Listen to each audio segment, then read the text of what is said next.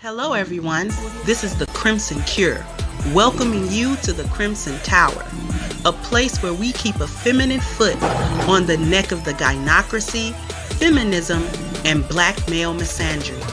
So go ahead, pull up a chair, stay a while, and listen.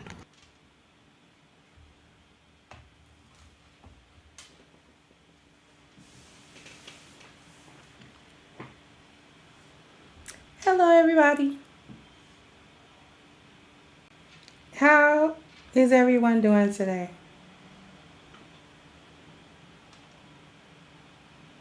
Are we good?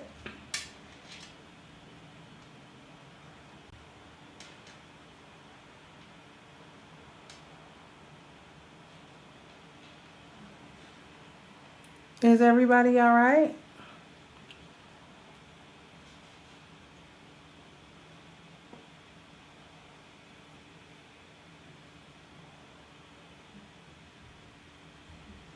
How you doing, George? How you doing, Chris?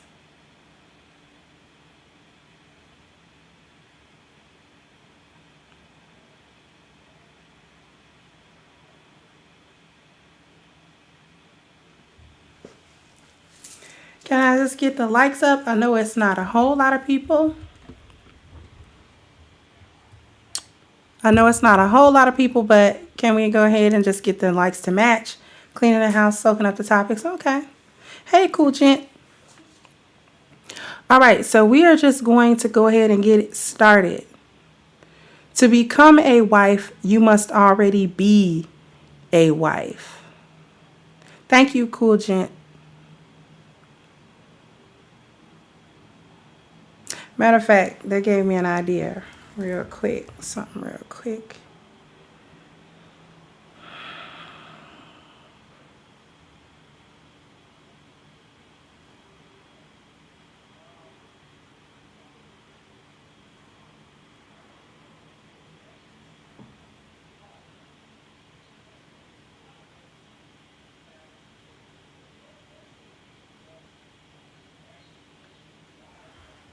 Okay. So we're just going to go ahead and get started. I won't be too long today. So the title of today's lesson is To Become a Wife, You Must Already Be a Wife. How you doing, Joris? So this one may seem a little interesting. How are you going to be a wife without actually being a wife?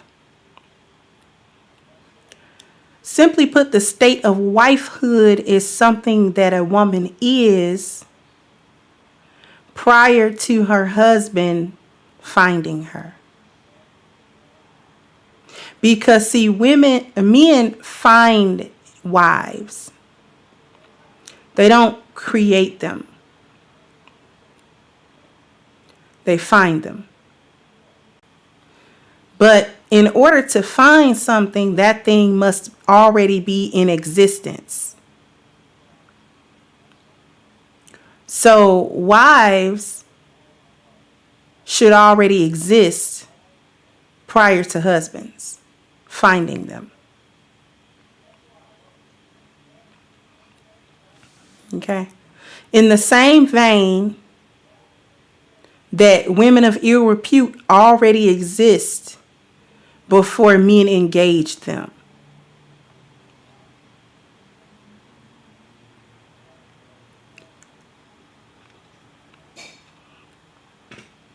Now, there are a few stumbling blocks along this path, particularly in the society that we live in today. First of all, feminism and gynocentrism and the climate of that, the climate created by it, does not prepare women for wifehood. It prepares them for belonging to the streets, belonging to every man that comes around them.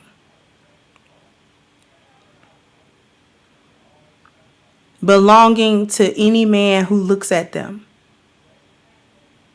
And doing everything that they can to attract these men, whether they really want these men or not.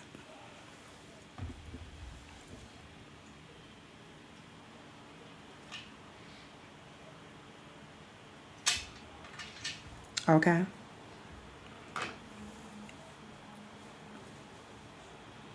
So we live in a society that does not check and actually rewards promiscuous behavior by females.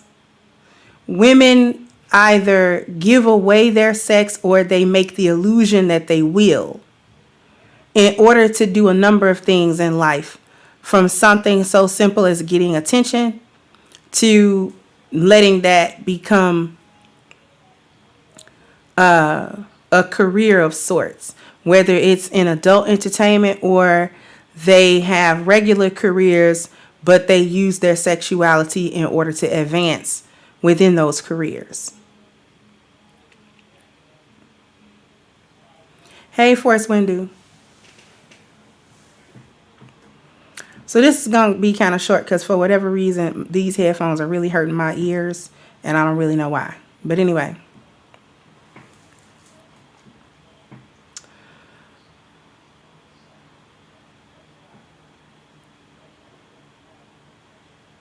We live in a society and as a group of women, particularly the women of our community.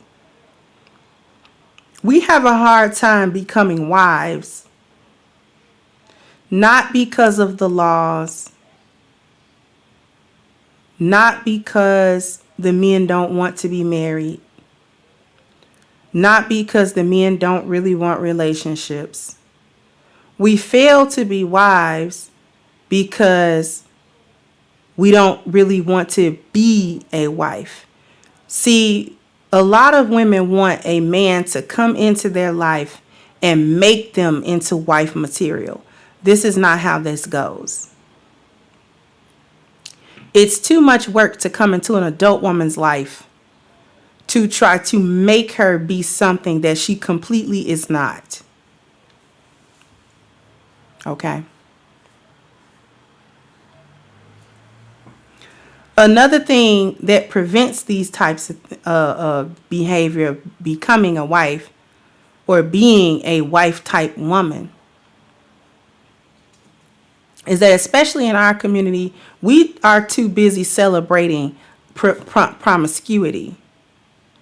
We celebrate WAP. And you know, there are a lot of raunchy songs. There are a lot of raunchy songs that women have sung. But for some reason, this WAP is pretty bad. It's pretty bad.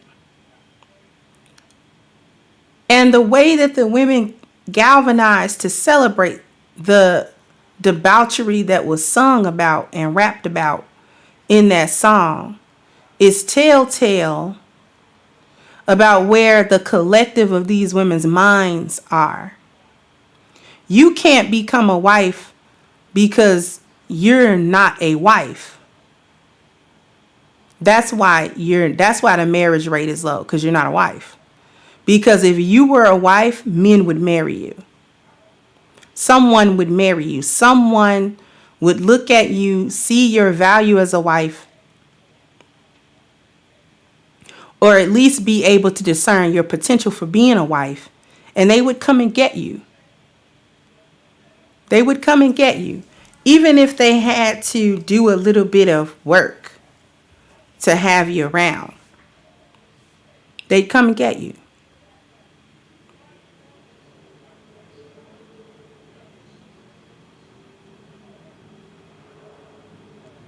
But no one comes to get you because you're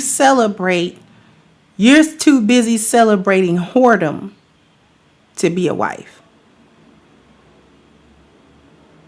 You defend women's promiscuity and sexual liberation. You defend her ability to have a quote unquote hoe phase.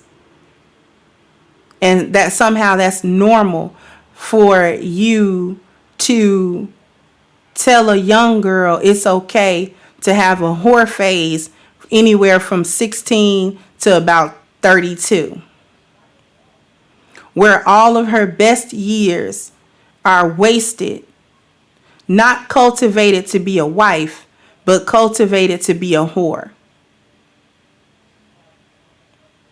To get her accustomed to different men and their different energies, disregarding the fact that she is a vessel and that she is going to carry some part of these men's energies, whether she was with them one time or with them 100 times.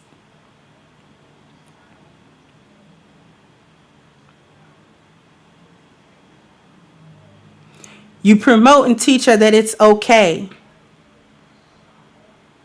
for her to give of herself consistently, not to one man, but to many.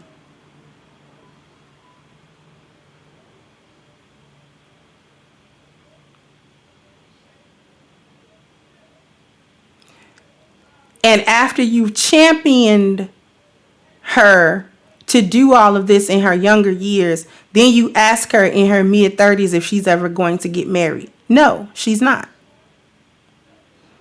She's not.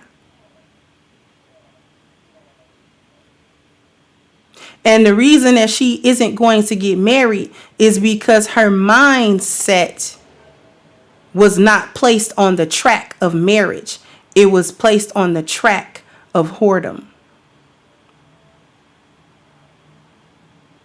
Thank you, Force Window said, cook it up. If they want to be their own person, then a wifey they are not. Then a wife they are not.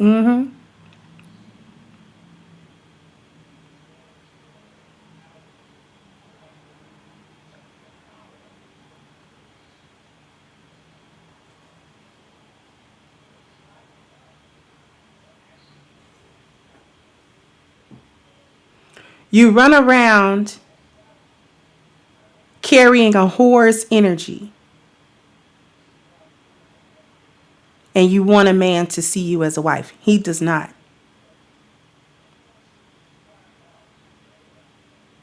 How do you carry around wife energy? What's wife energy?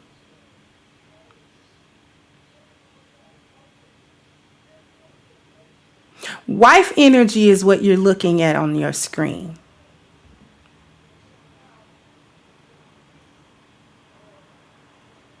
Wife energy. From the clothing that I have on, to the way in which I'm speaking, to the subject matter,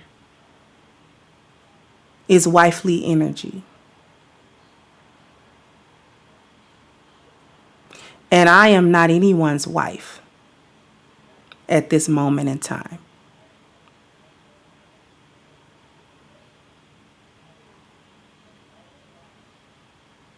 There's a particular female content creator that I won't name who says she's married. But when I took a look at a few of her videos, I didn't see wifely energy. I didn't see the energy of a woman who was closed for business.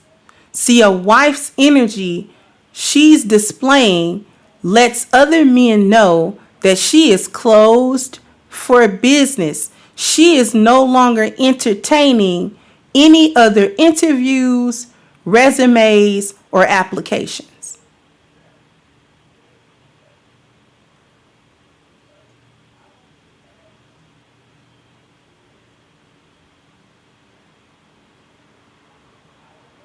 And a woman who is married needs to carry that energy. Men can read that energy. Because, see, if I was sitting here without this scarf on, in my tank top, with my breasts kind of out, kind of with the skin, kind of with the cleavage, and I was sitting back talking about very vulgar sexual things, that's not wifely energy. And men would not approach me with respect.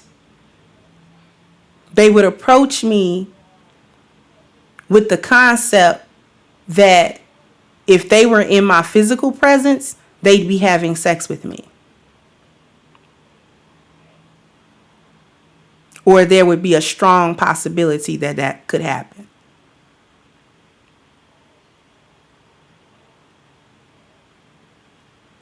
But when a woman is carrying wifely energy, she might be friendly with guys that she interacts with, especially if she interacts with them on a regular basis, such as at work or whatever.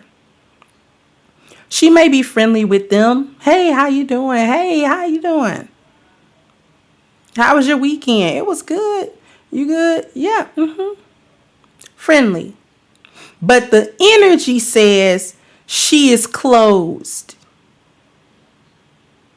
She is no longer entertaining any interviews, resume submissions, or applications. So she's not somewhere giving googly eyes to every dude. She's not somewhere exuding a particular energy that is sexual in nature, even if it is subtle. In other words, what the dating coaches call choosing signals. She's not sending those.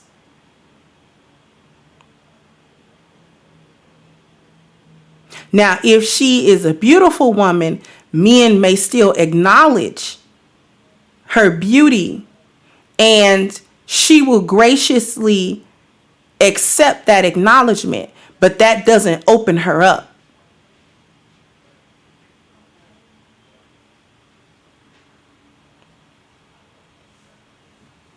It doesn't open her.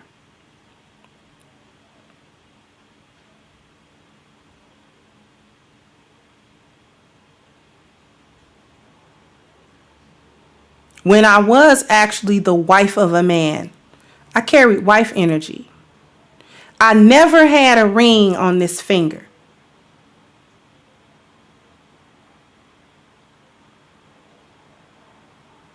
I never had a wedding band on this finger. I've never had one.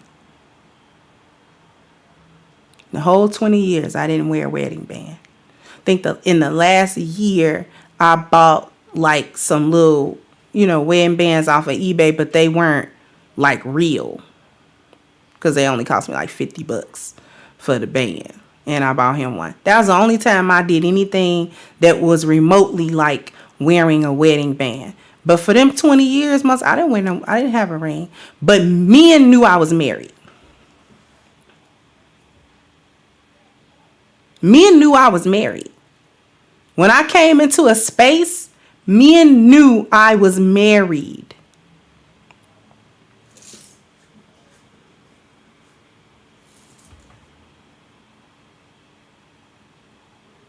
I'm going to pause and let somebody hit the Cash App.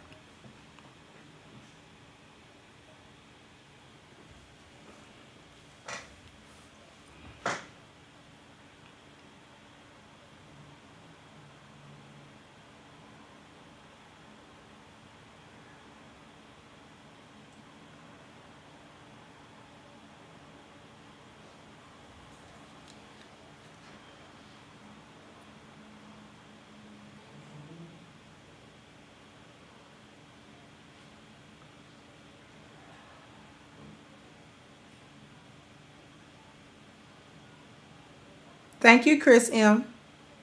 Much appreciated.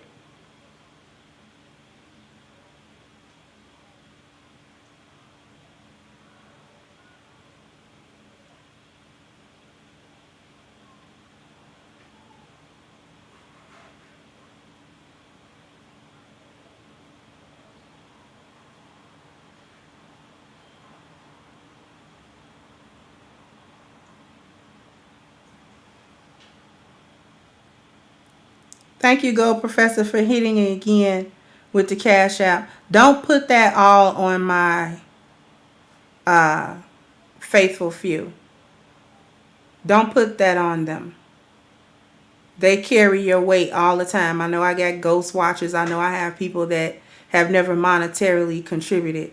I give it another minute. No, I give it another minute.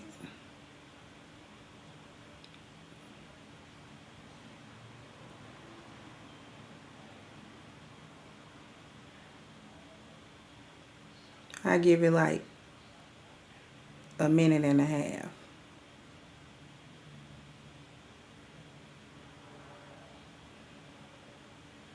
You know what? Let's go ahead and make it 2.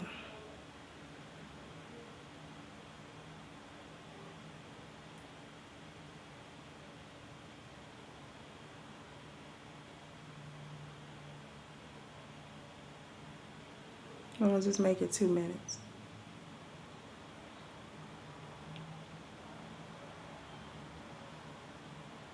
Because see, what's not gonna happen, and I know I don't have a whole lot of people in here right now, but what's not gonna happen, I'm not gonna let it happen anymore. I'm not going to accept it anymore. These chicks that run around here not talking about nothing. Not talking about nothing. And they ain't gotta ask.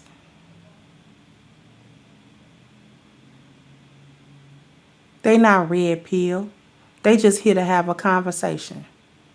To jaw jack, make a little chaos if they can, have a little conversation they can talk about later on, hit a few super chats, and go on about their business. That's why they here. And I ain't hating on nobody's money. Thank you, Force Windu. And I'm not hating or counting nobody's money, but I see what it is.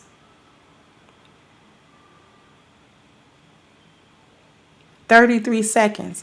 I need at least 2 more cash apps before I go on. And I don't want Gold Professor to do it. You're not going to put it on him. He's donated twice today. 1 super chat, 1 cash app. 18 seconds. I'm going to end this stream. Think I'm playing.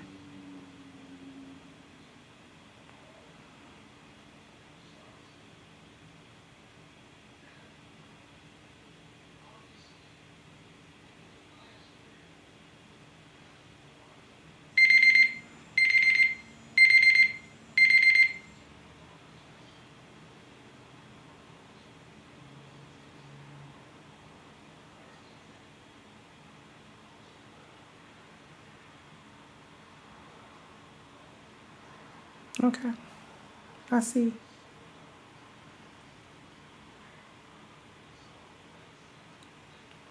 We don't want a lesson today. We want tomfoolery, cleavage, a messy panel, and an argument. We don't want a polished set and vital information that's going to help somebody do something. I asked for two cash apps and couldn't get them. Jay All Day, thank you so much.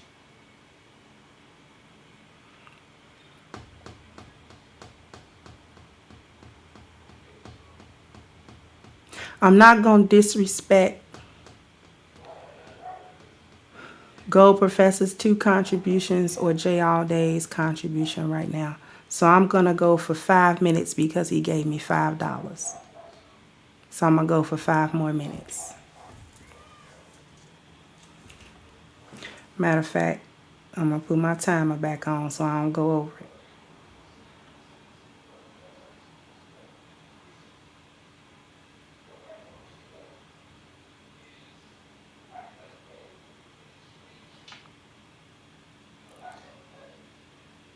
Thank you, Ebo Sosa, for the cash app. I appreciate it. So we going 5 more minutes.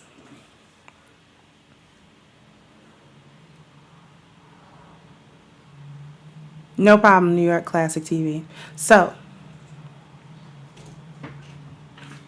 you're busy supporting a thought culture, WAP culture, whore culture. This is why you aren't wives. New York Classic TV, thank you. Okay, we can cut the timer off. Because I was not playing.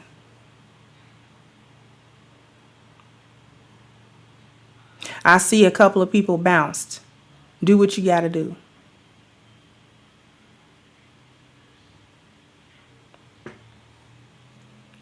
Do what you got to do. Because what comes from my mind, my mental energy, and my intellectual property is worth something. It has value. And I'm not going to sit here and act like it has no value.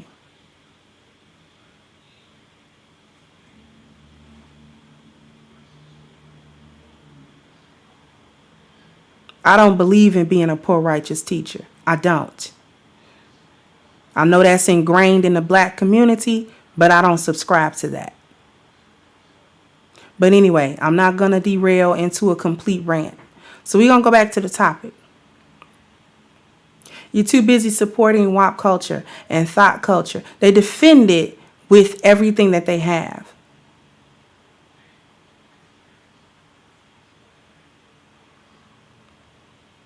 They'll defend a woman's right to do as she pleases with her body, to do as she pleases with her sex.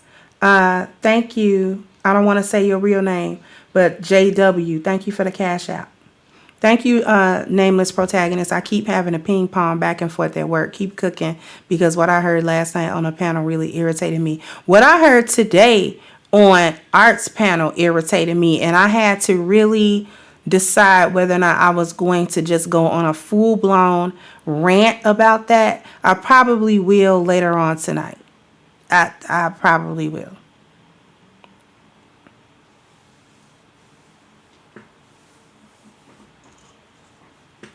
So in any case,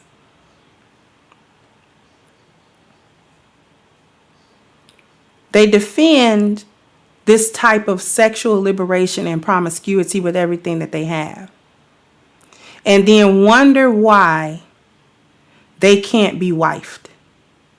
You don't carry wife energy. You carry whore's energy, slut energy. That's what you carry.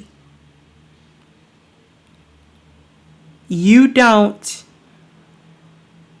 put out the energy of being taken, of belonging to someone. You're always open for business, whether a man has cuffed you or not.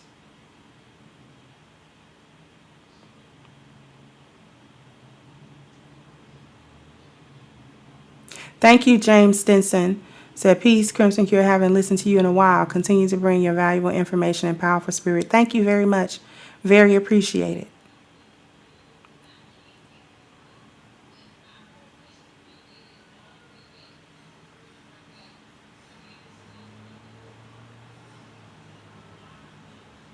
You're always open for business, whether a man has committed to you or not. And this is for a couple of reasons. This society promotes hypergamy without check or control. And nameless protagonist, shout out to him, has been bringing up over the last couple of days a concept of normalized versus normal. And I'm actually going to do a show about that. Gynocentric behavior versus actual female nature and the differences between the two. Because no one actually understands it, women or men.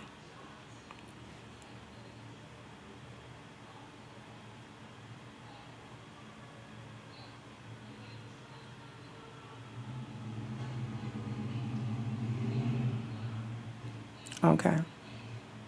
Hypergamy out of control without any check or balance. And also the other reason why you are always open for business, whether a man has committed to you or not, is because that commitment doesn't mean anything to you. You actually don't feel like you belong to him or that you are in a committed relationship. You don't value the man. So therefore, you're not really in a relationship as far as you're concerned, which is why 80% of the divorces that happen in this country are initiated by women with irreconcilable differences as the reason, or better known as no-fault divorces. She doesn't have to state any particular reason or any particular set of circumstances that have led her to the decision that she must get out of this marriage. The marriage itself doesn't mean anything. The man himself holds no value.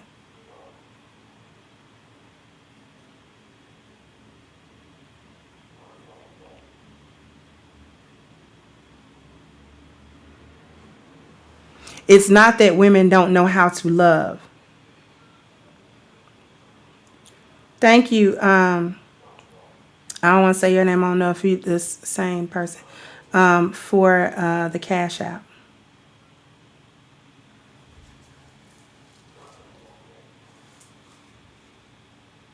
What's good, Father's Time? How you doing? It's not that women don't know how to love. Women know how to love. Women know how to love very deeply. The men that we are with. But there is one main prerequisite for women to start loving the man that she is with. Do you want to know what the prerequisite is for a woman to love the man that she belongs to? Press a 1 if you want to know what the prerequisite actually is. There's one real big one.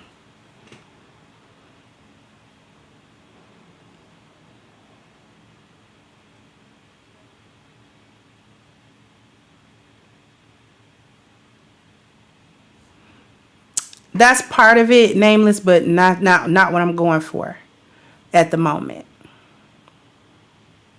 The one prerequisite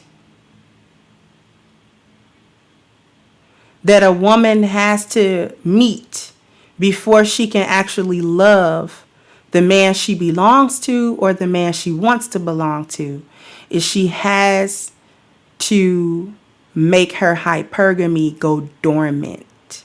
She can never make it go away because it's part of her nature, but she has to make it go dormant. In essence, she has to cut it off. She has to hit the switch. Because hypergamy is there to serve a purpose. Once the purpose is met, there's no reason to entertain. It's like a company sending out messages for hire for a position. Once the position is filled satisfactorily, the company no longer advertises that position as open because it is not. At the moment, this position is being filled properly. So there's no reason to keep looking and looking and looking and looking and looking for someone to come fill a position that's actually being filled. So it's not that the company gets rid of the hiring process. They don't do away with the hiring process. They just stop it.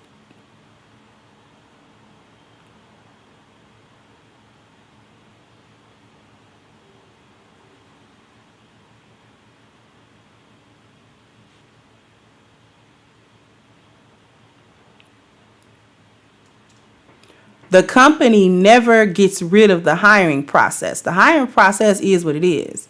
And it's always there whether the job is being fulfilled or not. However, they just cease and desist looking. As long as someone is there fulfilling the requirements of the job and doing a bang up job about it, company has no reason to replace that worker. So similarly is female hypergamy, because we're hypergamous about a lot of things, not just relationships. We're hypergamous in a lot of ways that have nothing to do with men.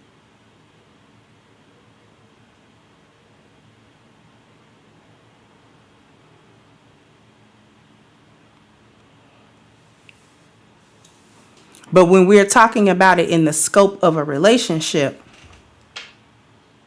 thank you, Maurice, for the Cash App. When we're talking about it within relative to relationships, getting into and out of relationships with men, she has to make that go dormant. She has to shut down the hiring process. And it is possible. Don't let any woman tell you she can't do that. Yes, she can. She doesn't want to do that. And the reason why she's free to do so, Nameless asks, is hypergamy in that context acting like an autoimmune disorder with help? Yes.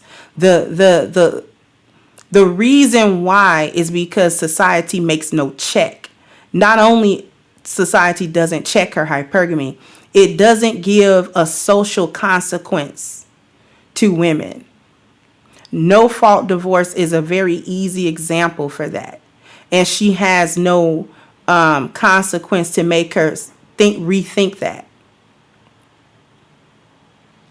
There is no social punishment. There's social reward, which incentivizes it.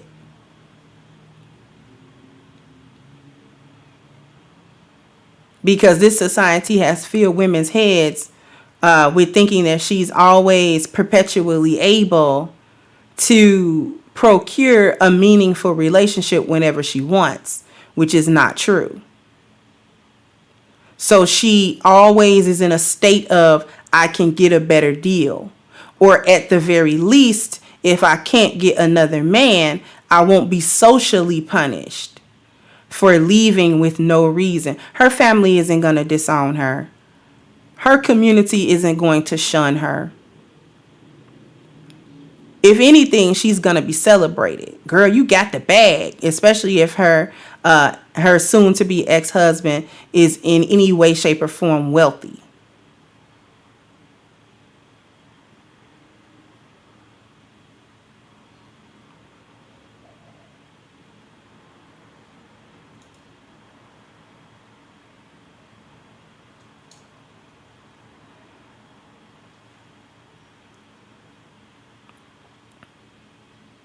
No problem, Nameless.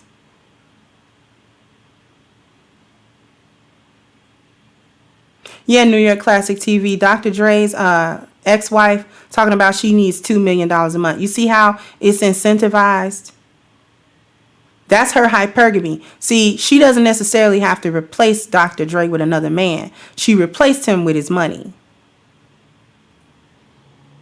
Which I'm not going to jump down that rabbit hole. Because if you really want the so-called bag, you would just stay with the man that constantly gets the bag.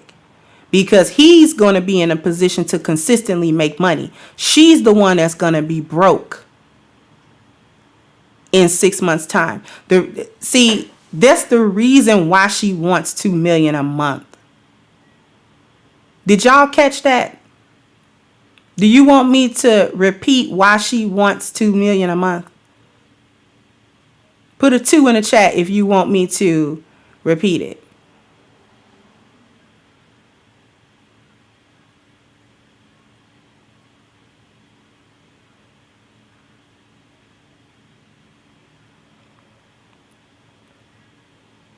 She wants $2 million a month because she knows she's incapable of earning it. She know he's the earner and she's the spender.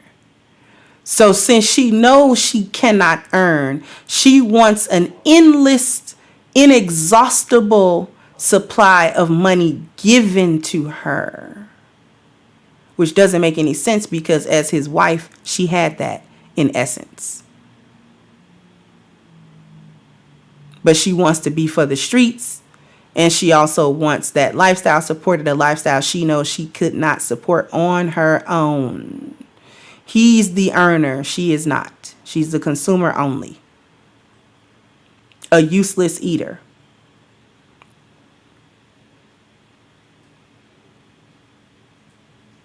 See, women know they can't earn like that. They know they can't do that. Very rare woman can do that without some large portion of her fortune being given to her.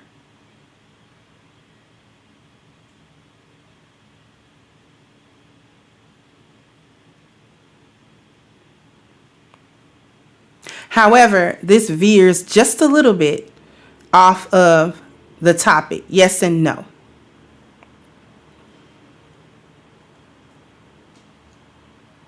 Because a woman's inability, or not her inability, her unwillingness to be satisfied with the man that she agreed to be in a relationship with prevents her from loving him. So again, it's not that women aren't capable of love. They're capable of great love. But these women today, she won't do it. As long as we are in a hypergamous state, searching for a mate or husband, love doesn't enter into the picture for us. Because the state of hypergamy is intertwined with the vetting process, if she has one.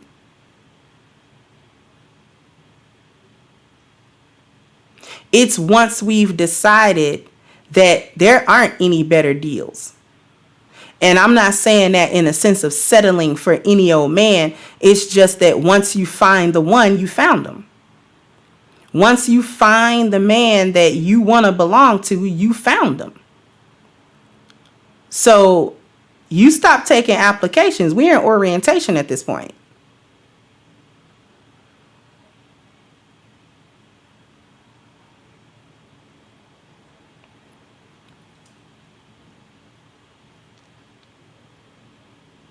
You aren't a wife because you don't want to be one. You don't carry any wifely energy. You are always open for business no matter what man comes around you. Just like I was pointing out this other female content creator. She claims she's married, but she is constantly on camera with her cleavage out, like and her thighs and her midriff. This is a no-no. Even if you're not a Muslim woman wearing a hijab. Married women, even her clothing must say she's closed for business.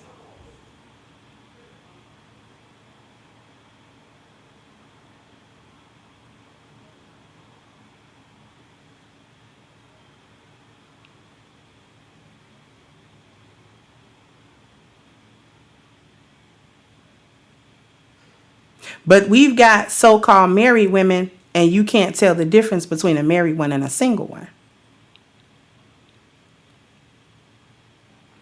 One reason why they always cheating, because they always getting hit on, because they carrying single woman thought energy. So dudes don't have any warding off for that. Because even if she wears a ring, if she's carrying single woman thought energy, that ring doesn't mean anything. That it means nothing. I told y'all for 20 years I had nothing on this hand. Nothing. Men knew I was married. They just knew. Because when I went places,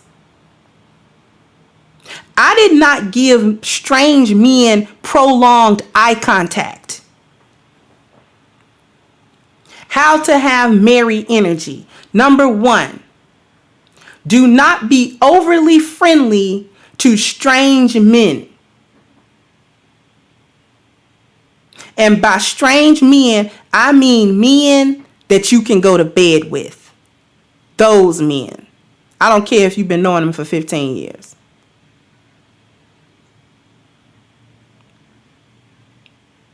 If he's not your brother, your daddy, your granddaddy, your uncle, your nephew, strange man.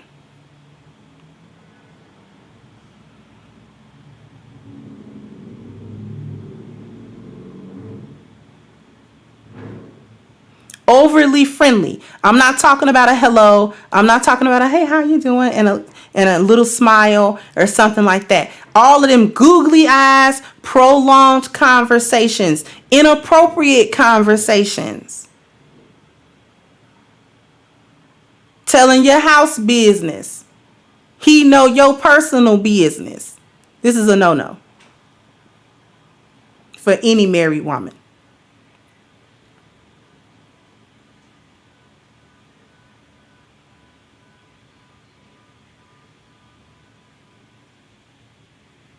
Rule number 2, do not let strange men touch you. all of them extra hugs and, he just want to touch your hand. That's a no. I don't care if you think it's strict. It's supposed to be strict.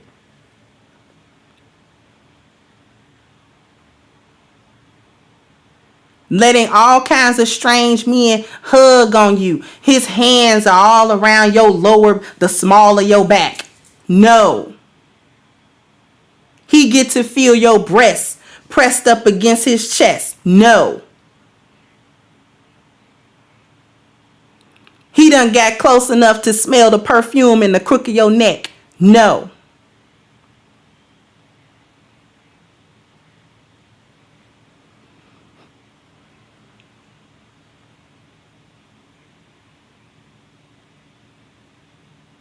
No male friends. Yeah, for us when doing the new male friendships. No. I didn't. Men coming around your house. Oh, he just my friend. No. No men in your house. If he not the plumber, the electrician, and even then, schedule that when your husband gonna be home. Can't have strange men in your husband's house. No strange men in your husband's house. Period.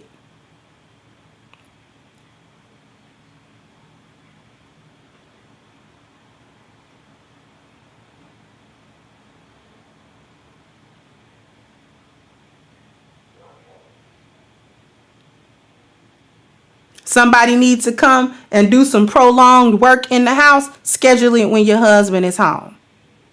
And when your husband is home, you don't have any reason to be in the repairman's face. That's man business.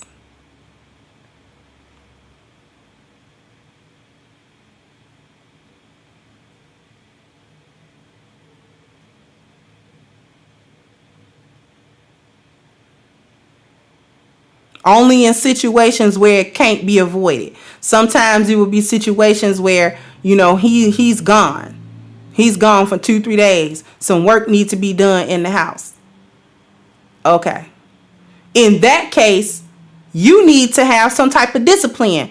When somebody needed to come into the home, and let's say he was out of town for a few days, some stuff needed to happen, you better have some discipline. I never walked around. I would walk around my own place like this.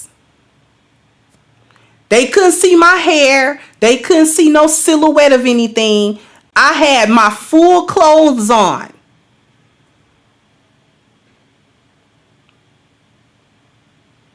I spoke minimally. I told them what the problem was. And I left the room.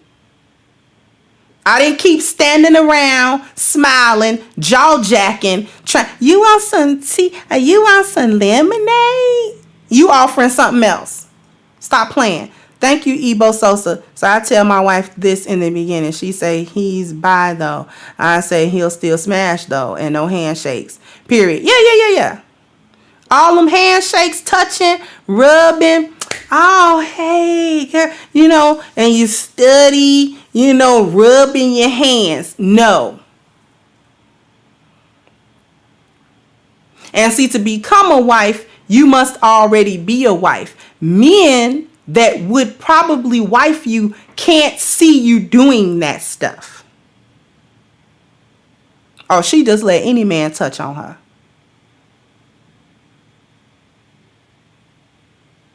She let any man rub on her.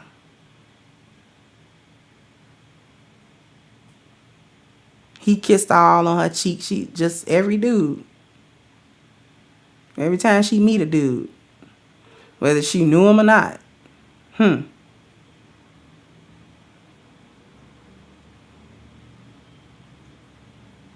Every time she come around, she got on something. It's either tight or it's revealing or it's sheer, or I can see her panty line, or I can see her bra, or I can see all her legs, or I can see all her breasts.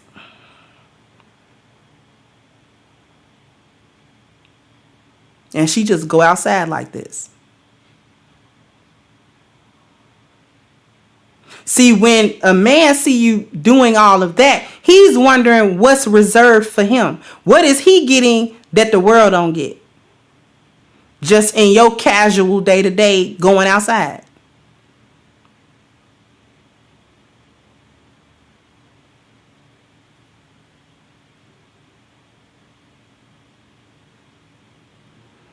And women think this is extreme.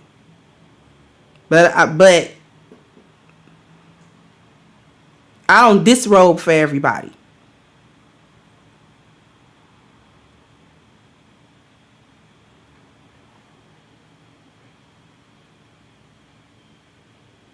When the world encounters me, they encounter this all the time. Not most of the time, not sometimes, not when I feel like it, all the time.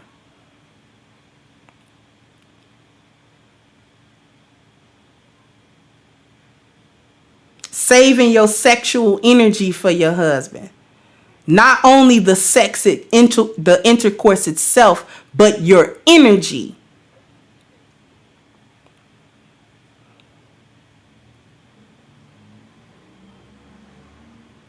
That's actually part of keeping that hypergamy in check. Your sexual energy can't be directed everywhere. It has to be directed at one man. One man. And women, we know how to direct our sexual energy. So I don't even want nobody listening to this to start playing with me. We know what we're doing.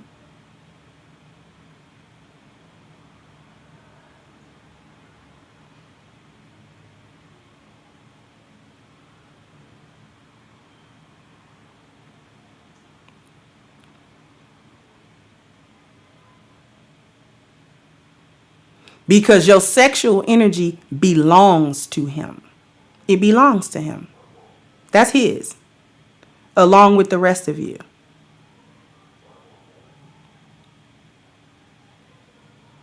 And no other man should ever be entitled to it.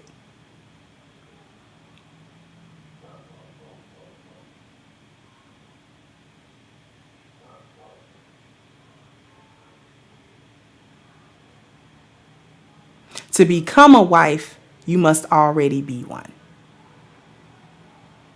You need to have some sort of attributes of a wife. Not a partner. Partners are for business. A wife. Y'all need to learn the difference. Might do a show on the difference between a wife and a partner. Because marriage is a partnership. No, businesses are partnerships. If I go into business with somebody else, that's a partnership. We don't even got to like each other all that much. We just have to be compatible with this business. That's all we got to do. And be workable and cordial enough to get this money. You don't like all your coworkers. You don't like all your business partners. Thank you, KO, for the Cash App.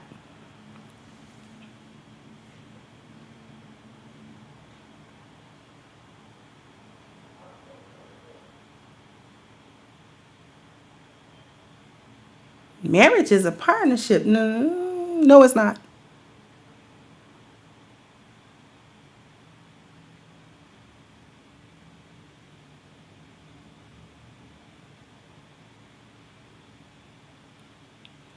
I was my late husband's wife, not his partner. We didn't go 50-50. Told y'all there's no such thing as that. I'm going to say a sentence that nobody with feminist leanings is going to like. I belonged to him.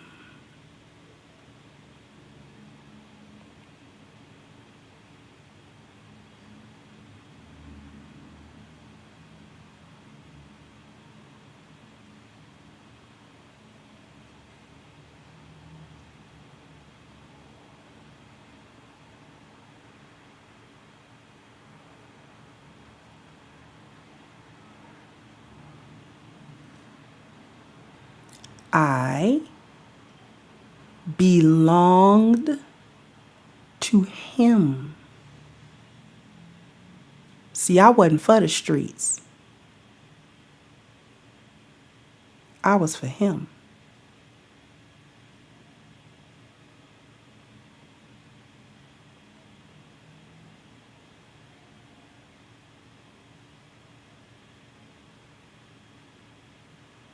It was to the point where when we went out in public, I would rarely even speak to him or anybody else. And he would ask me, we come outside, you're a different person than you are in the house. Why do you do that? Why is it that when you come outside, you're a different person? You don't speak, you don't really interact all that much. I said, well, for one, I'm kind of antisocial. I don't want to interact. And number two, everybody doesn't get that. You get that.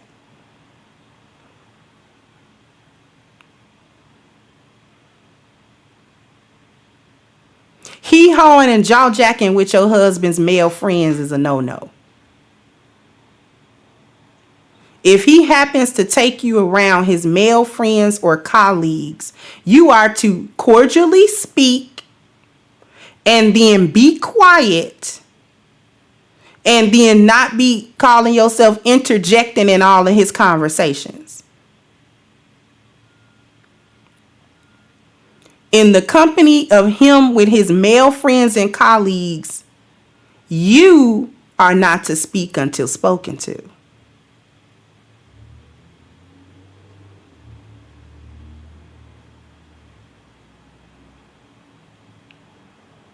If he brings them to his home, you don't sit there in their company. You ask your husband if he would like you to serve them something. If he says yes, you go get something to serve that was probably pre-planned. He probably told you, I got some business partners. I got some friends coming over. You think you can fix some sandwiches or something? Thank you, Forrest Windu said, there goes the last of my allowance. This is what men and women need, purposeful humility. You think you can make them some sandwiches or something? Yeah, I can make some sub sandwiches. You want me to make some subs or some burgers or something? Yeah, make some burgers or something and some fries or something like that. Okay. We got the stuff for it. Yeah, we got stuff in here for it. All right, yeah, have that ready by, they should be here by 8. Try to have that ready by like 7:30. Okay. Do it. Have it prepared to be served, because he might not even want you in there to serve it. He just wants you to prepare it and he dish it out and serve it. But in case he does, have on some reputable clothes. Don't you come in there with your booty out, your midriff out, your thighs out, or your cleavage. There should be no yams other than what may or may not be on the plate that you serving. No yams. No yams. Yams belong to your husband. His friends shouldn't know how big your booty is exactly. His business colleagues should know how your midriff look in the halter top when you just got the jean. They should know all of that. They just should know that. They should know it. So they can go somewhere and imagine it. Because that's what they're going to do. Especially if you cute. When I had to serve my late husband and his friends, I kept my eyes down. I did not even look them men in their faces. I couldn't have picked them men out of a lineup. And that's my word to Allah. I couldn't have picked them men out of a lineup. Most of his friends, I didn't know how they looked. Like definitively, because I never stared in their faces.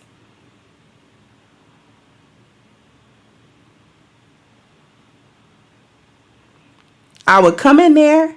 I would set their stuff down. No bending over with your booty in the air. None of that. None of it. None of it. Set it down. I addressed only my husband. Baby, do you need anything else? No, baby, I got it. We good. Okay. I even quieted my tone. Okay. And I left the room. Cool Jen said, everything you stated is exactly how a virtuous woman is supposed to be. School them. No doubt. Nebo Sosa said, this is why I totally avoid her and her girl talks. Can you elaborate on why marriage is not a partnership? I've heard this from my woman and it always rubs against the direction of my man. She she rubbing against the grain of the man, huh?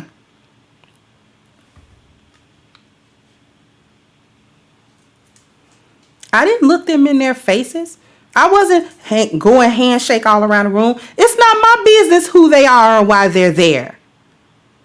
My husband can manage them. I found something else to do. We lived in a studio for 2 years. When he had male friends come over, do y'all want to know how I worked that out? And he didn't do it very often because of the space. But do you know how I worked that out?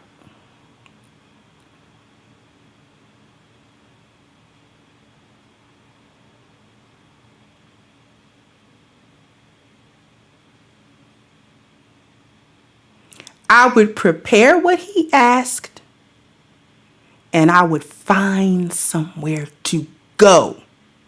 Whether that was a friend's house, a Muslim sister, went shopping to the store. He would sometimes give me some money.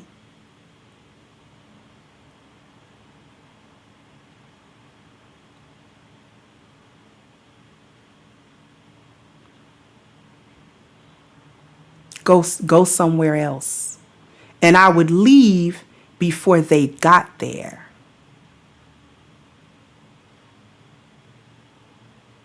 Now, this was rare, actually, because since the space, he wouldn't do that all the time. He would only do that if it was, like, necessary. But when we moved to other places where it was, more room where I could actually go, I would go. They would be in the dining room or wherever, and I would go in the bedroom and sit down. Find something to do. Watch you some TV, read a book.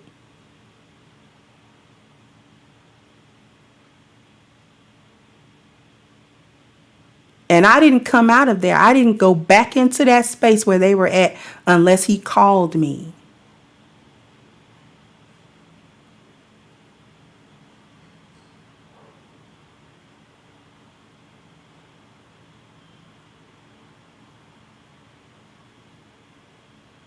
And he would let me know, they gone, bae. You can come out.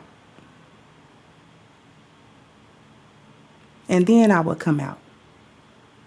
And it was always weird to me because if I felt the energy of other men in the house, and it was always weird. So I would clean up real good. Trying to get their energy out because I didn't want other men's energy in the house.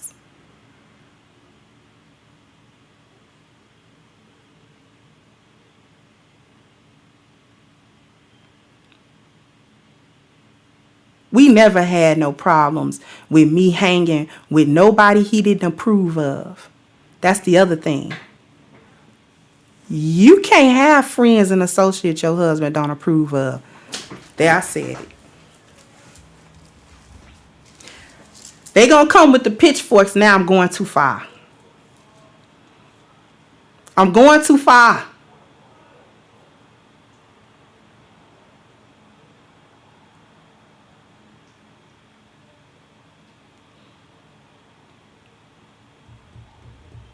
People he don't want around you.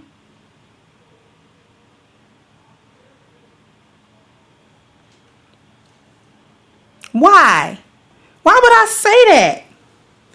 He can't tell me what kind of friends to have. He can't tell me who to hang around. He can't tell me where to go. Actually, yes, he can. Because he's responsible for you, whether you're in his physical presence or not. He's responsible for you, whether you're in his physical presence or not. Especially so when you're not. Because now he got to put in parameters to make sure that you're protected. In cases and instances where he's not physically there to protect you, should anything happen. So he needs to make a plan. And if you got a raucous, ratchet, strag friend that he don't want to have influence on his wife, lest she become a strag, he has the right to stop it. Y'all don't want to hear that.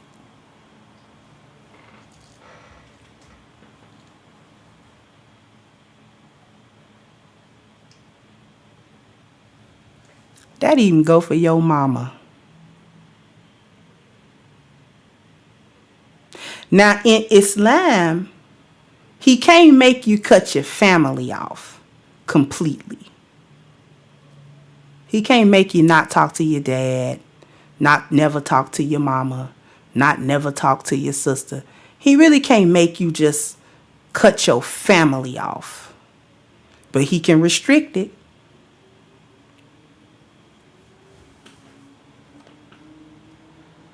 He gets to tell you who can come in his house and who can't. It was a many a day my late husband told me my mama was not welcome to cross the threshold of a place he paid for. Period. You do what you want to do with that information. But she can't come here.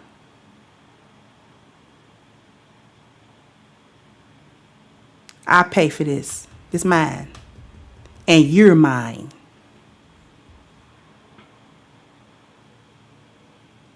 Did you hear what I said? I pay for this. This is mine and you're mine. And she's not welcome. You do what you want to do with that information. I'm not telling you you can't talk to her. I'm telling you she can't come here.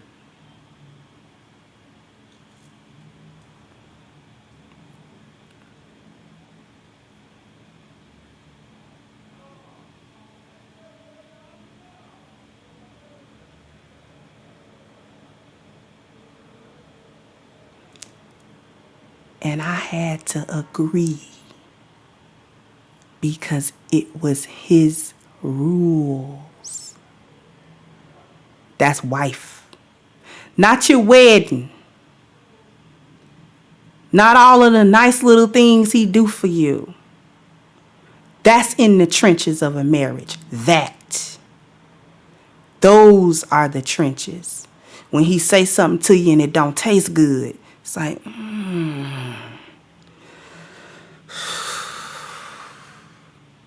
You can have a heavy breath if you want to. But she better not dock that doornail. She better not dock that door. I'll tell you that much. Play with me if you want to, whether I'm here or not. I don't care if I'm gone 6 months. She better not dot that door. Because I said she better not. But why was he doing that? Because he was trying to protect me. I told you I was raised by a hyena. So it wasn't to be mean to me. It was because he saw the negativity. First of all, he didn't want it in his house. And number two, he didn't want it around his wife. Because, see, his protection of me extended beyond his physical protection. He needed to protect me mentally and emotionally and spiritually.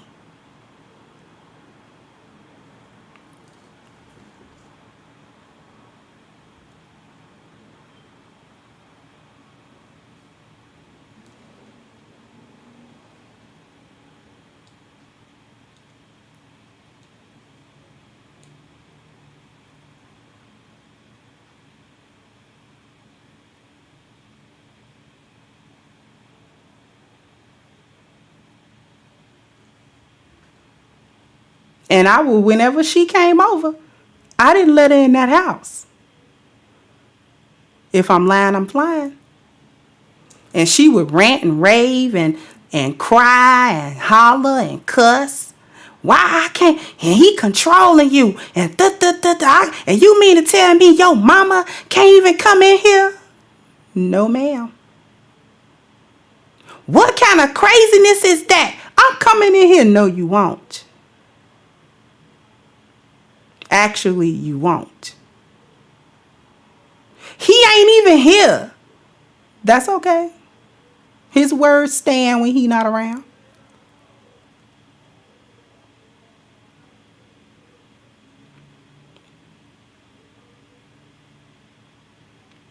Because I'm the one got to live with him. You don't. You get to go home after you cause all this ruckus in my house.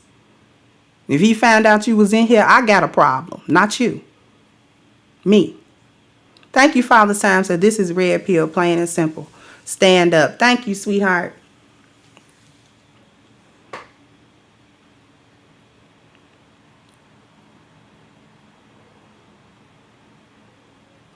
You mean to tell me you doing what he tell you to do? Yes. This is crazy. This crazy. Thank you, Ruminant, for the cash out. This crazy. Your daddy couldn't run me like that, which is why you're not married to him. Which is why he used to go upside your head every other day. I know.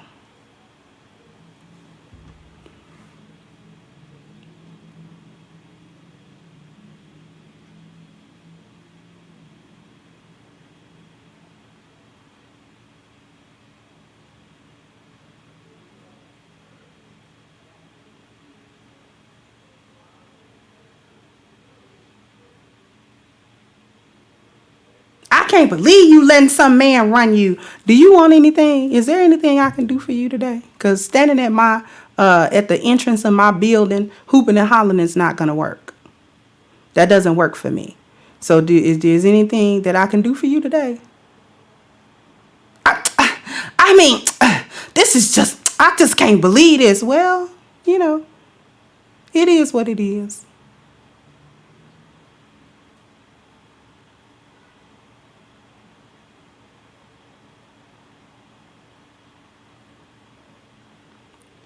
But see, fitness, my late husband had a very good reason not to want my mother in close proximity. She didn't deserve to be in close proximity. He was actually right. So it wasn't like she was a good mom and he just didn't like her. It wasn't even like that for him. He saw that hyena and he didn't want it in his house. Period.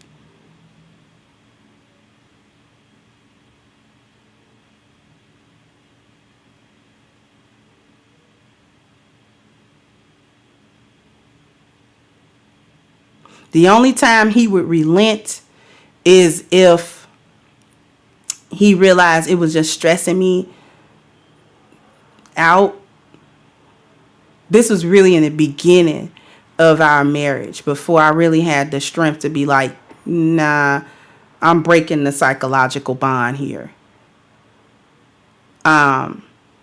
This was like really in the beginning. I would be really stressed out, and he would relent and be like, she can only come when I'm here, and she can't stay more than 30 minutes in this house.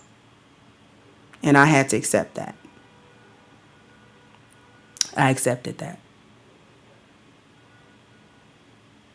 But the thing about it was, because she couldn't cause all kinds of headaches and chaos, she actually started staying away.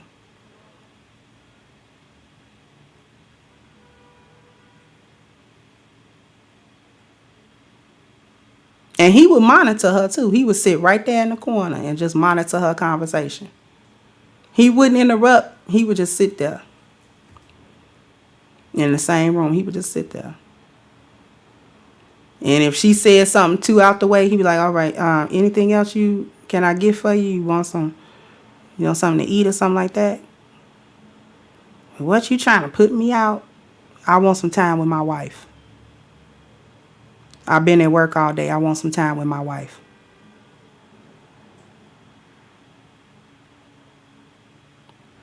Another thing about company.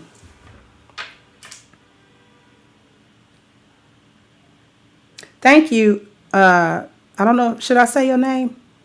Thank you for the cash app.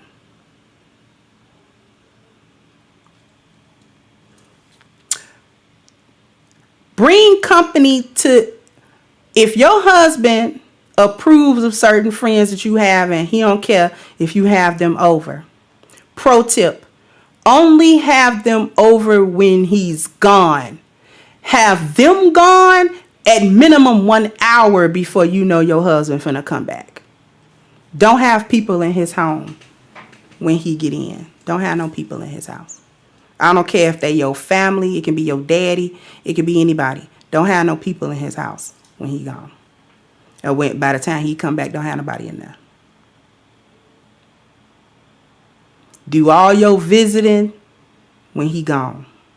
If he a man about his business, he's gone for enough hours out of the day for you to get your little visiting. And even if you going over to your friend house or something like that, be back before he get in that house. Unless he know you gone and he come in real early or something like that.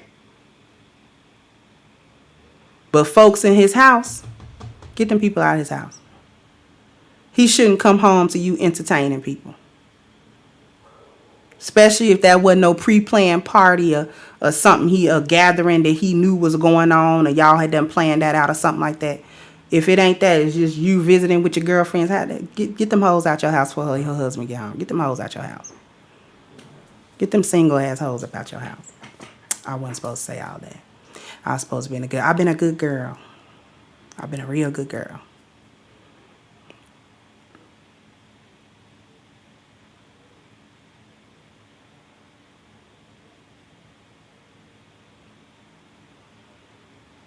Get them out your house. Get them folks about your house. Your cousin and all. Get them about your house. Get them about the house.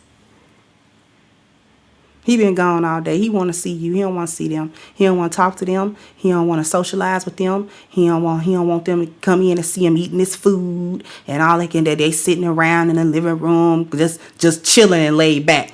Men don't like that at all.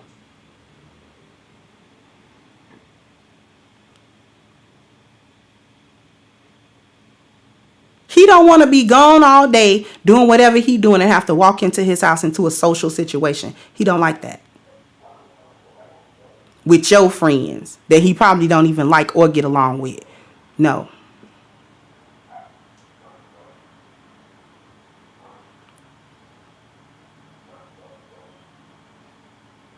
Get them folks about your house. I used to have them gone an hour or more before I knew he was going to come in to get a house a chance to, get them energies kind of out of there, burn me some incense or something like that, clean up. You know what I'm saying? They might have had a little cup here or something like that and all that kind of stuff. You clean that up. You know what I'm saying? Make sure everything is straightened up and stuff like that. Make sure you straightened up. Make sure your mind is right. Prepare yourself to see your husband. Prepare yourself to meet your husband and greet your husband and see your husband.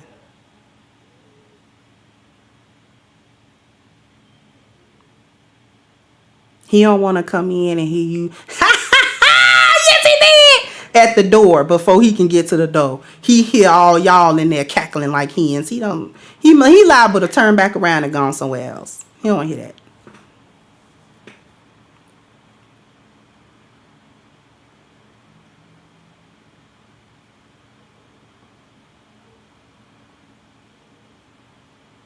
He don't want to hear none of that. He liable to get to the door and hit.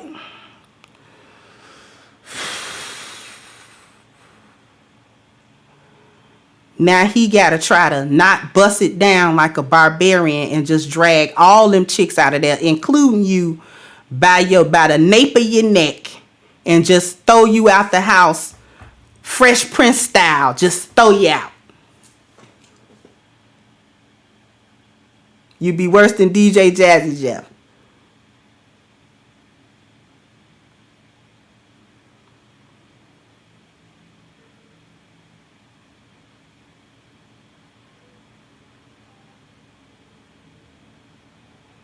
Don't bring your girlfriends around your man. Chicks is trifling. And she'll flirt with him just to see can she get a response.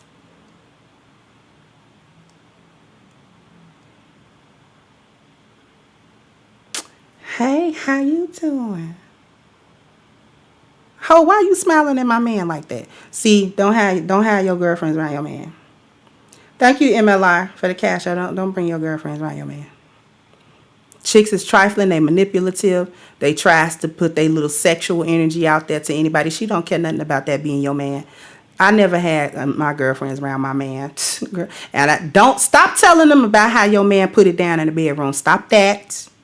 See, you got to have this is wife lessons. Stop telling them, girl, ooh, and he did this, and because she going to want to try that. You bragging too much, too happy. You're happy about it. She going to see, can she get some? It don't matter about whether or not he going to try it or go for it or not. Whether he go for it or not is irrelevant to the fact that she going to try it. Because you running around here mighty happy. You happy about something. And she want to know what it is. And your big mouth goofy self telling her, girl, yeah, he did this, girl. He did that, girl. And he took me such and such, girl. And girl.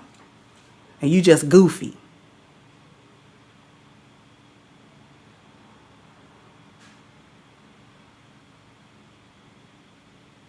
Steady smiling. How you doing? Mm-hmm. Ooh. You got my friend in a nice house. It ain't none of her damn business. He could have me in a shanty town. He could have me living in a spray painted cardboard box. None of her business. Then nobody need her approval to say that it's nice.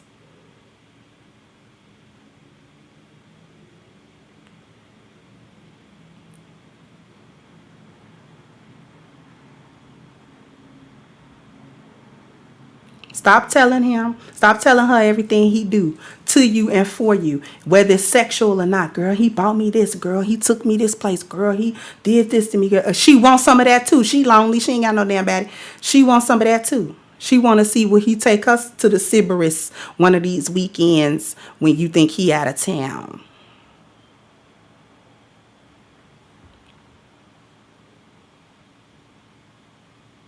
She run around here settling for the Sybaris, y'all.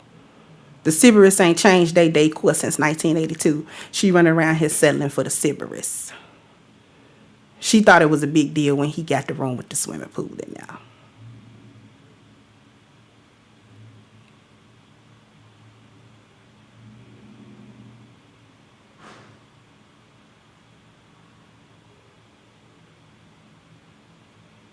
But she want to know, can he tell her?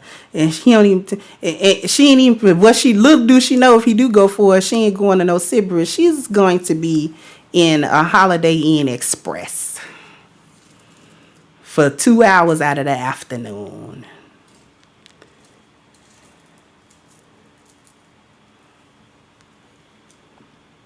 With that little raggedy duvet cover that they have on all the beds that they don't even launder like they do the sheets.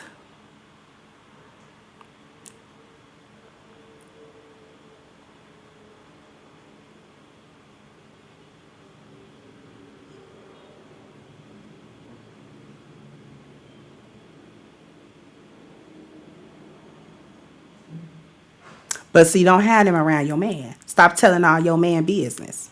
Stop telling all your man business. Stop inviting everybody into your relationship. It's not their business about your relationship.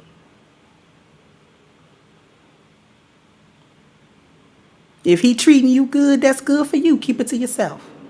You know, they may know some things here and there because some things might be obvious. If y'all went on a 2-week vacation, you know what I'm saying, to, I don't know, name a vacation spot. And she know you was gone. That's different. You know, she might have known you went on your little vacation. You was gone for a week or two, blase blam. You know, whatever. Okay. All right. I mean, that's fine. But every little nuance of, girl, he bought me this, girl. He came home with that turquoise box. I said, ooh, is that Tiffany's? Ooh.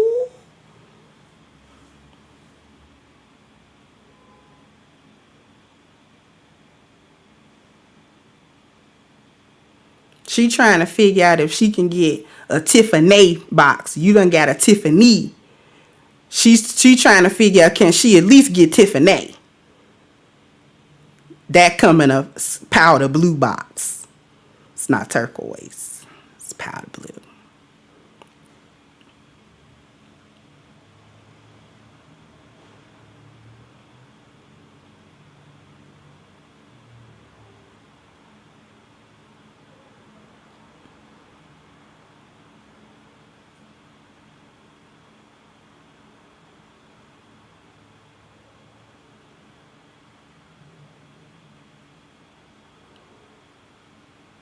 Have your butt home by dark. Wives don't run the streets. Wives are not in the streets. Still to this day, I don't be outside and I don't run the street. I don't run the street. I don't run the street. I still don't run the streets. And I'm technically single. I don't run them streets. I'm not out at all hours of the day and night, just every night, every other night. You're gone. It's 10, 11 o'clock. Ain't nothing open. Around about 11, 12, ain't nothing open but your legs, baby. So what are you really doing? What are we doing? If he at home, you should be at home. I don't know where you think you going or where you think you at.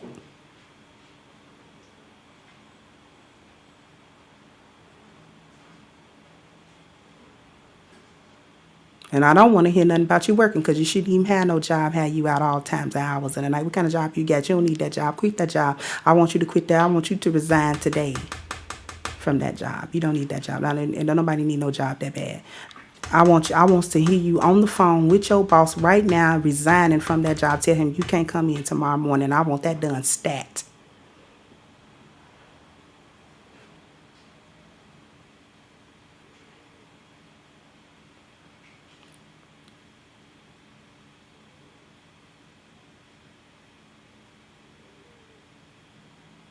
I get all my work done early in the morning. And I don't live with no man. But I know this much. My butt be in the house by the time it be getting dark. You see where I'm at.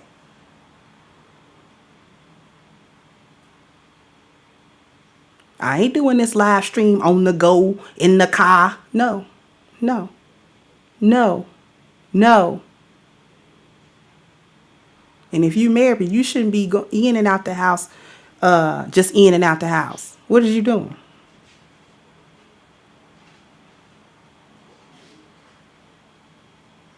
Thank you, Torrance V. What are you doing? What you in and out the house for? We know what he doing. What you doing? Where you going? Last tip. Press a 2 in the chat if you want to hear the last tip.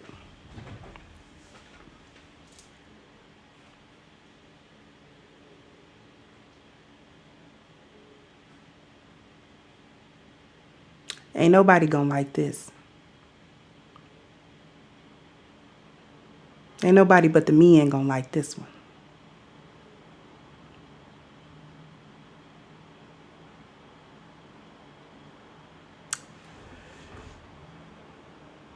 You have a curfew.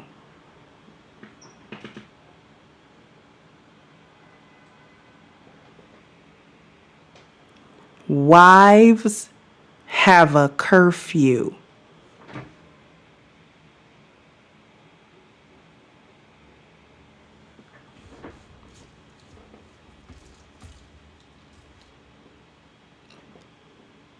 He gets to demand knowledge of where you went, where you're going, and how long you're going to be there.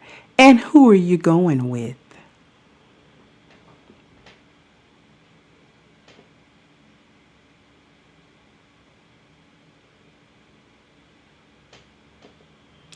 He has a right to deny this outing if he doesn't see any benefit for it. If he sees only a negative outcome for this outing, he has veto power over it.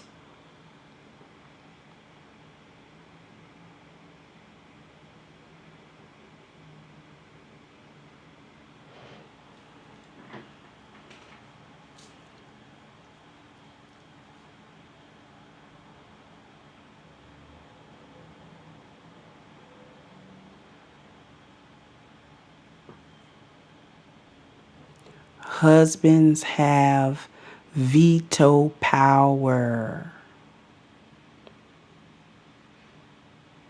And I don't want to hear nothing about y'all talking about y'all grown.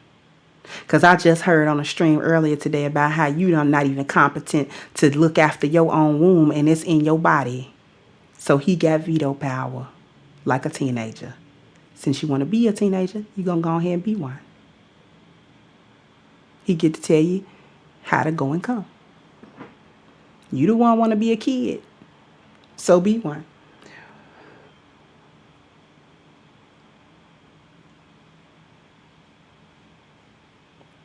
Go, Professor. Thank you. Said the real about it is you are a rarity. For every one of you, there are 3,000 more who will place this lesson in a whole garbage can and landfill. Third Ward, what's good? Third Ward said this was one of the many reasons me and my ex broke up years ago because I didn't mind her going out with her friends and staying for a few hours, but she kept pushing the limit. Like kids. They don't want to be treated like kids, but they act like a whole 13-year-old. Not understanding the boundary.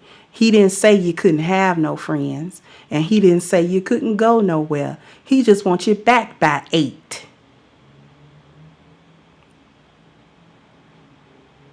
Now, why he gotta tell me what to do? Yeah, why I gotta be back? You ever stop to think he might want to see you? He been gone 10 hours. You couldn't talk to your friend in 10 hours?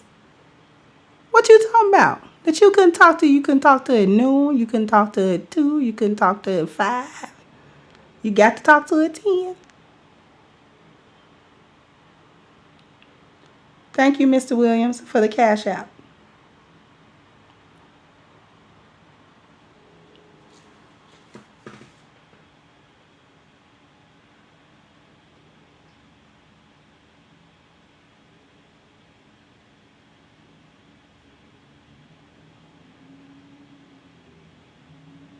Wives have rules and regulations that we go by, even when there is no immediate man.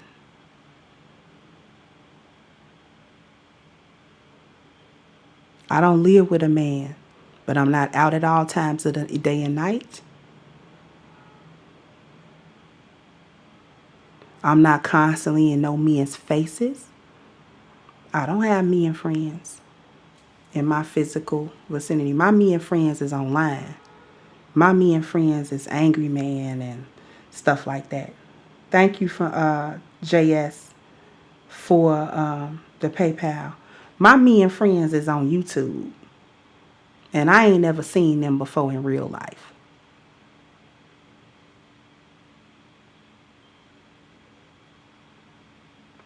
I don't have men in and out of here. Ain't no men coming in and out of here. I don't have no revolving door. It's not even close. You don't study see me and I'm hugged up with a nigga over here. I'm hugged up with a nigga over there. No. No. Every nigga in the neighborhood know me. Why they all so friendly with you? Where every nigga you go around, he friendly with you. He just real familiar.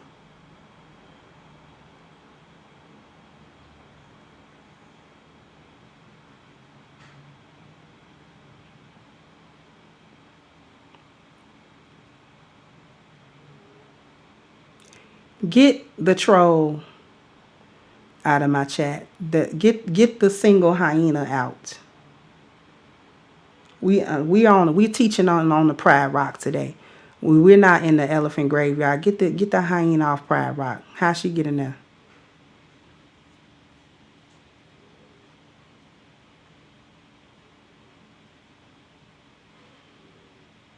Just every man you're around, he just familiar.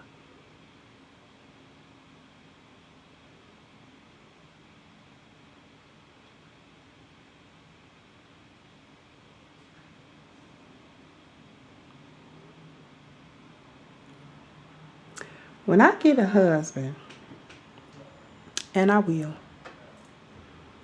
we'll be able to walk the streets of Chicago or ride the streets of Chicago And he not gonna be looking and every other dude looking at me like he know me.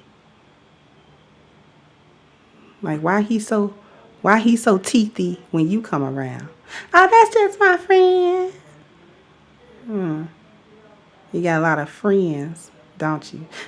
I mean, what you saying?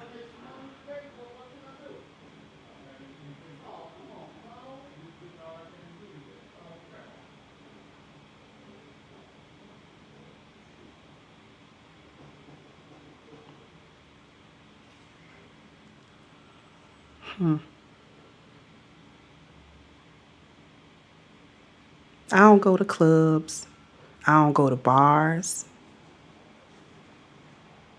I don't go on nights out on the town. I don't one day decide I'm not going to wear my hijab and I got my only nice little slinky black dress that I pull out when I want to belong to the streets. No,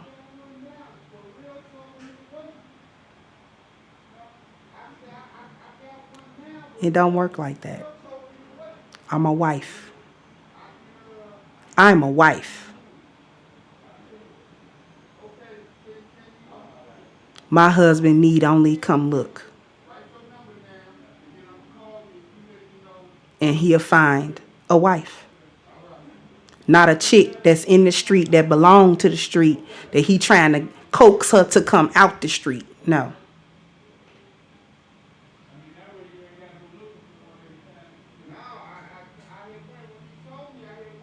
Get the other chick. Get the chick, the Jason chick. Get her out of here too.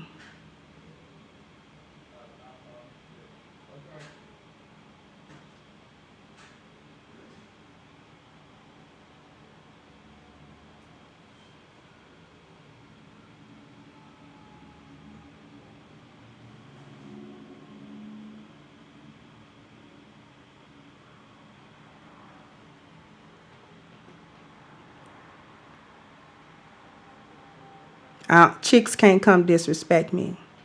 Because, see, I don't know the difference between male and female hyenas because the female hyenas have pseudo penises. So I don't know the difference. Y'all chicks to me.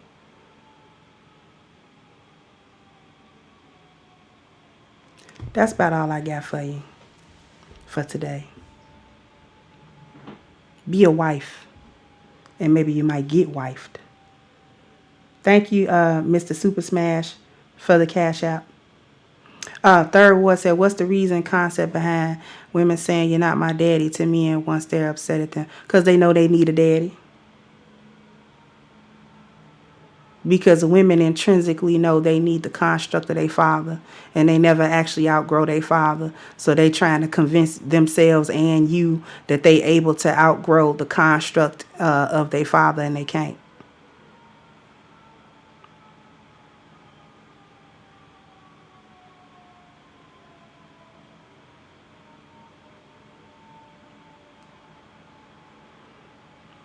Because deep down on the inside, women know they're supposed to be listening to men. And they can't never really outgrow the authority of men. Women don't outgrow the authority of men. Men outgrow the authority of their mothers.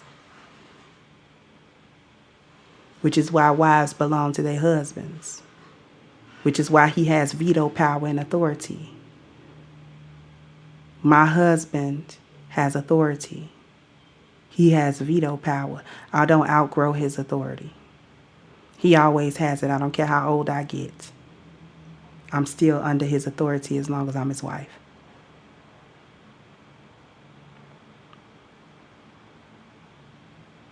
Because, see, he can't have protection over something he can't control. He can't protect something he can't control. And he has to know he can protect it up close. And he has to know he can protect it at a distance because he has to understand and trust that he can control it up close and he can control it from a distance. He need not be physically present in order for his control and his word to stand.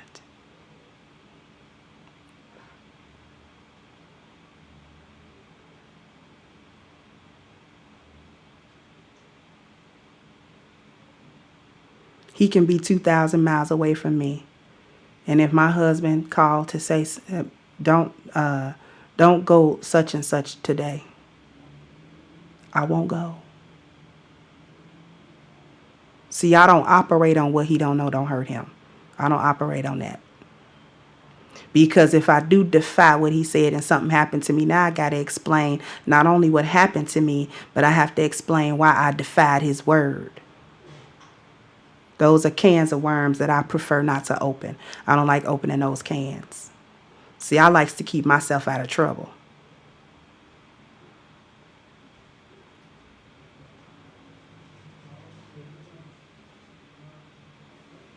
Because if I defy his word and something happened to me, he gonna fight tooth and nail. He gonna fight tooth and nail to protect. He gonna come get me. But then after he come get me, he gonna get me.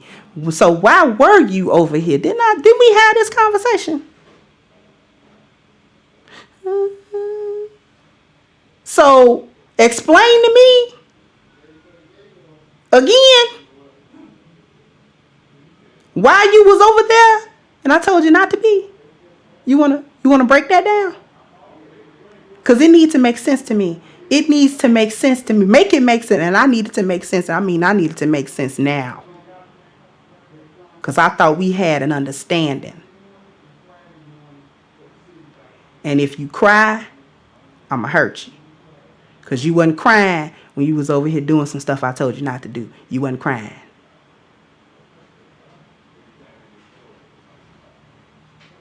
Thank you, Bucket 88. So much love and respect. Thank you. MLR. Thank you again for the cash out. Because now I got to explain what happened. And he don't want no long story. Because the reality is, it ain't nothing you about to tell him that's finna make that okay. All he know is you defied what he said.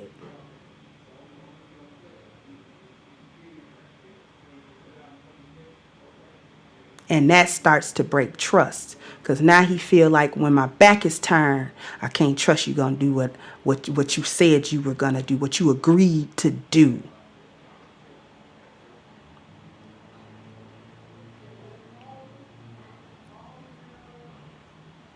Third one says, see what happened was. Exactly. He don't want no story. Can we get the chicks out of here? My snipers is not on their job.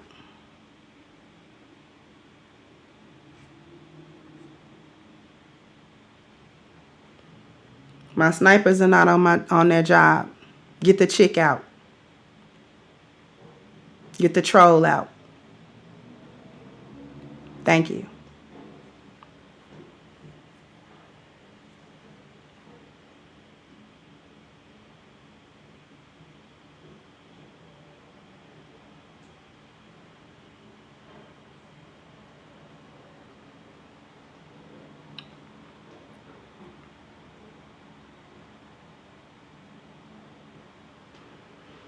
That's about all I got for y'all today. I'm going to speak on some other stuff probably later on tonight because a panel got me triggered. And like I said in the opening of this stream, I keep a feminine foot on the neck of the gynocracy. So that's going to be what's going to happen. Third what said, you personally is towards me and don't play or put up with that line, disrespectful, oh, no. Tauruses don't. And you know what? Not even just Taurus. Any masculine man, any man with his masculinity intact, he don't want that. Wives are not sneaky. They're not liars. They're not disrespectful. And they're not disobedient. Wives are not sneaky. They are not liars. They are not disrespectful, and they are not disobedient.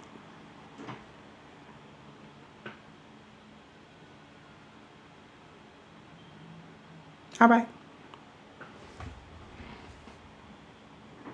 I want you guys to go ahead and like, share, and subscribe. This episode of the Crimson Cure has been brought to you today by our sponsor, A-Game. So go ahead and go into the description box, hit the link for A-Game at agameherbal.com.